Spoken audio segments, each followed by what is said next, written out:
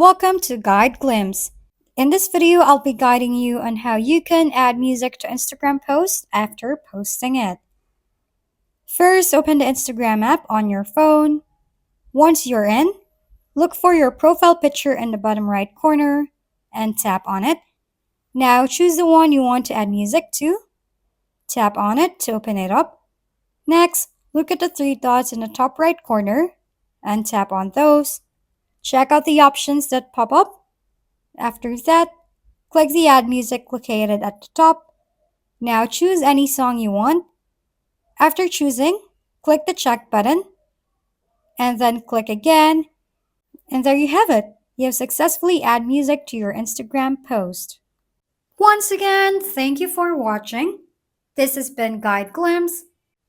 Don't forget to like, share, and subscribe for more how-to videos.